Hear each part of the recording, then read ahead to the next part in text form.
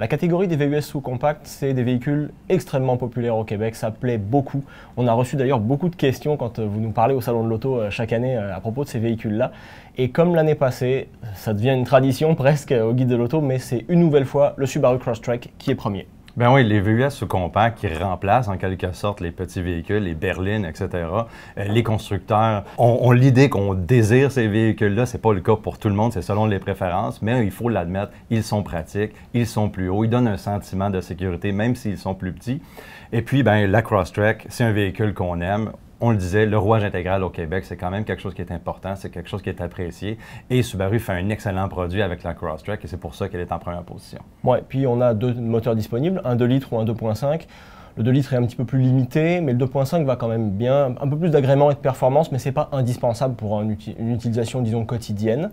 Et on a aussi une autre version, puisqu'on a les modèles comme plus réguliers, et on a les modèles qui se veulent plus aventuriers avec la version Wilderness. Oui, dans la version Wilderness, qui a une garde au sol un peu plus élevée, des éléments un petit peu plus robustes. C'est pas nécessairement un véhicule qui est fait pour le hors-route, mais par contre, il se donne cette espèce de distinction un petit peu, je pense, sur la route. Et puis, cette appellation Wilderness-là se propage dans la lignée Subaru, puis ben, le Crosstrek n'est pas épargné. Donc pour toutes ces raisons-là, Crosstrek reste premier de la tête et des épaules. Là. Il a d'ailleurs été un petit peu remodelé cette année, mais de toute manière, il était déjà premier, donc ça lui change pas vraiment la vie à lui. Après ça, en deuxième position, c'est le Toyota Corolla Cross. Alors là, on est moins sur le fun à conduire, mais par contre, on est vraiment pratico-pratique, aller du point A au point B, mais c'est un véhicule aussi qui fait très bien le travail. Oui, c'est un véhicule recommandable, surtout dans la version hybride, là, qui est quand même très frugale.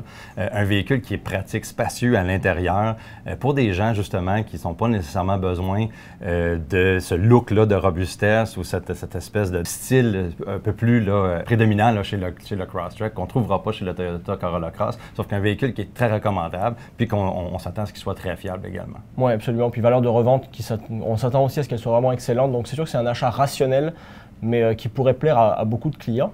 Et la dernière affaire, c'est un véhicule, alors là c'est un peu à l'opposé complet, c'est le Mazda CX-30. Alors là, on n'est plus trop sur le pratique, on est plus sur le fun. Le CX-30 fait beaucoup de compromis. Il fait beaucoup de compromis sur l'espace, la visibilité, etc. Mais on trouve qu'il est extrêmement agréable à conduire. Puis si vous êtes prêt à faire ce compromis-là, les habitacles chez Mazda, ils sont impeccables, c'est bien assemblé, surtout pour le prix d'un CX-30. On se sent dans un environnement un petit peu plus premium, un peu plus relevé.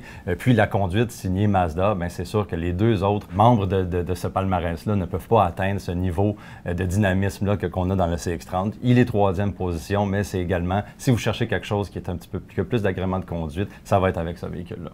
C'est sûr. Après, pour notre classement, là, c'est le classement de 2024, mais c'était avant qu'on conduise le Hyundai Kona. Et donc forcément, l'arrivée du Kona pourrait tout bouleverser. Donc pour l'instant, on reste sur Crosstrek Corolla Cross CX-30, mais ça pourrait bien évoluer l'année prochaine.